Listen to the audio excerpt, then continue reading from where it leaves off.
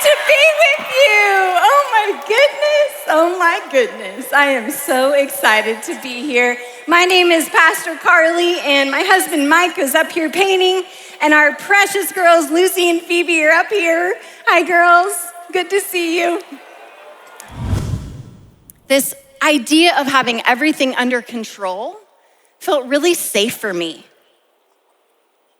And yet I was living with clenched fists. I was living this life where my whole sense of security and identity was so wrapped up and hanging on desperately and tightly to performance, to perfectionism, and control. And I always had in the back of my mind this question, am I enough? And so I just kept hanging on, white-knuckling my way through life. But I'll tell you what, it was exhausting. And it never fully satisfied me. The words of others impact us, and sometimes, whether positive or negative, we can hang on to those words. And maybe even for some of you here tonight, you are finding a sense of your identity and your value in the hurtful words, the pain that other people have inflicted on you. But you are likely white-knuckling your way through your life and you don't even know it. But the good news is that that's not God's design for us. That's not God's best for us. And God is inviting us tonight to loosen our grip on the things that have a grip on us. What is the thing that you have been white-knuckling your way to in order to try to survive, in order to have a sense of security, stability? Where are you finding your identity that is actually draining you of hope? During that season, like I said, I so desperately wanted to do what God had for me, but I didn't know how to move past my fear.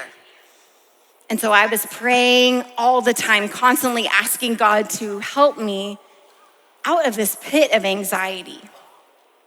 And I prayed and prayed and prayed. And I'll tell you, I believe that God can heal in an instant. But I also believe that sometimes God chooses not to heal us in an instant because the journey of healing is what we need. Friends, I believe so wholeheartedly tonight that Jesus wants to meet you right where you are. That Jesus is indeed embracing you tenderly like a father, holding your face, looking into your eyes and saying, I love you. I have more for you than this white-knuckling life. And I'm inviting you to know me. Because the thing that maybe you're hanging on to is the thing that has kind of worked, you know? Maybe it's those hidden habits that make it okay, that is as an escape mechanism, that make you feel just okay, and then you can go to another day. Maybe it's that relationship, maybe it's that sense of control. You know, you have been processing tonight what it is that you're hanging on to, and it can be scary to let go. It's been your means of survival for a while, but it's temporary and it's exhausting. May you know that Jesus is embracing you, holding your face, and inviting you to know him in a deeper way. Then there may be others of you in the room who are realizing that you have been trying to follow Jesus like this, and you're exhausted, and it hasn't been working for you. And tonight, you realize the embrace of Jesus, and you want to live differently with more peace, more freedom, and more hope. You want to experience that spring of living water. Tonight, I also invite you to respond. Some of you may be listening, and you have never opened your hands fully to Jesus.